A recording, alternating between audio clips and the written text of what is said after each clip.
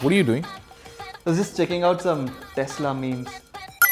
You know what I'm talking about, right? Everybody seems to be talking about Tesla finally bringing their groundbreaking self-driving electric cars to India. Yes, they are. But did you know that our humble scooters are already in the middle of an electric revolution? Last year, before we were all trying to learn how to cook and clean for the first time in our lives, over 1.52 lakh electric vehicles were sold in India in the financial year 2020. And today we talk about a new entrant in this space. Hello and welcome to another edition of PowerDrift Launch Alert, and today we talk about BGauss.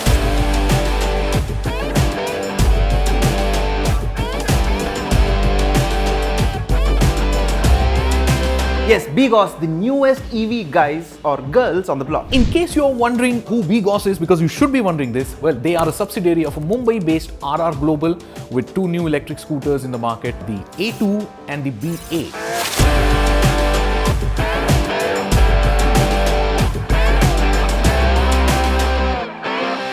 First, let's talk about the B8, their flagship. So if Daft Punk, the duo, were to ever pick an electric scooter, the B8 would be the one they would go for.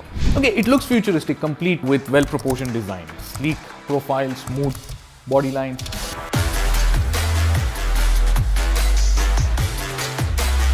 Quite the head turner, this one.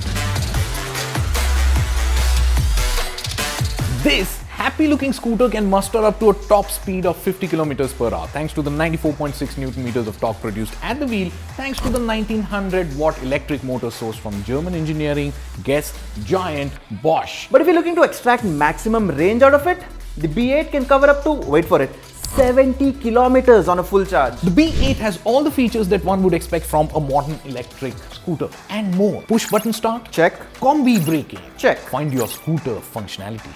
Check. Remote lock, unlock? Check. Anti-theft security system? Check. Side stand sensor? Check. And an annoying host? I see what you did there.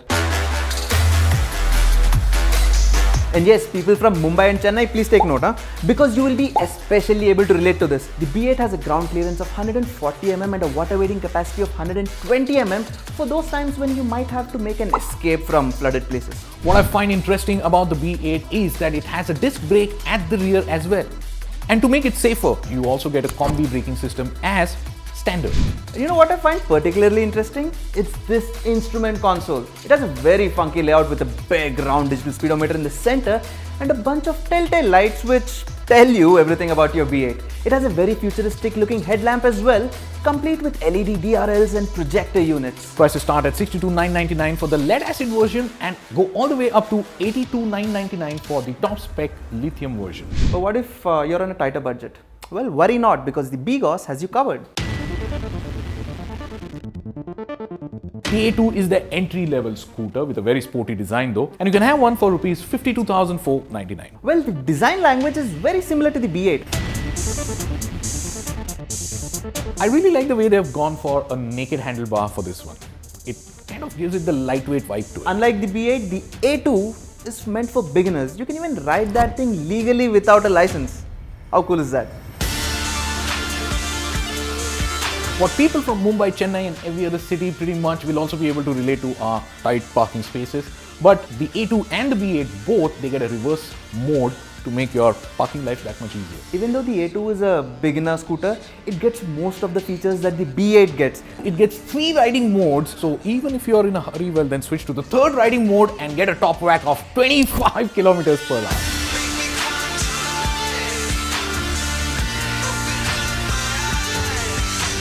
You know what we should do? We should race the B8 and the A2 in reverse on signal to signal. And for those who are wondering what signal to signal is, it is this very cool series on PowerDrift where we drag race ordinary cars in search of answers to questions that nobody really bothered to ask.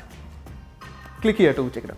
That is actually an amazing idea. Why didn't we think of it before? But coming back to BGauss, both the B8 and A2 have USB charging ports along with a pocket for mobile phone and huge storage compartments beneath the seat to carry, of course, whatever it is that you carry in your under seat compartment.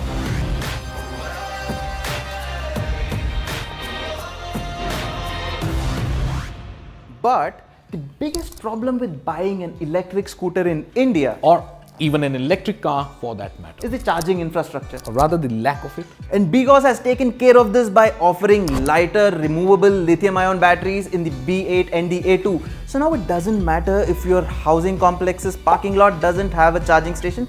You can just carry it with you when you're home or at your office or even a coffee shop and charge it through a conventional power socket. The lithium-ion battery, by the way, we all know it's a modern-day marvel, and the one in the A2 can be charged to 80% in just 2.5 hours, and the B8's battery takes just 3 hours for a full charge.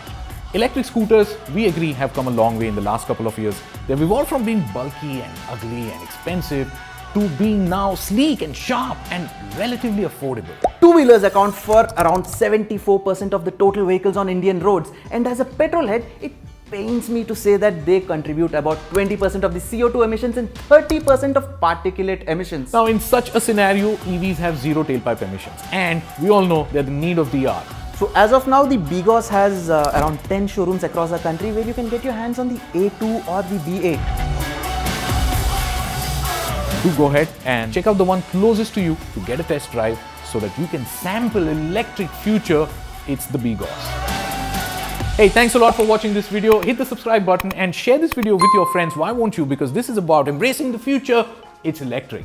Wait. Before you leave, just comment below and let us know what is stopping you from owning an electric vehicle in today's world. We really want to know.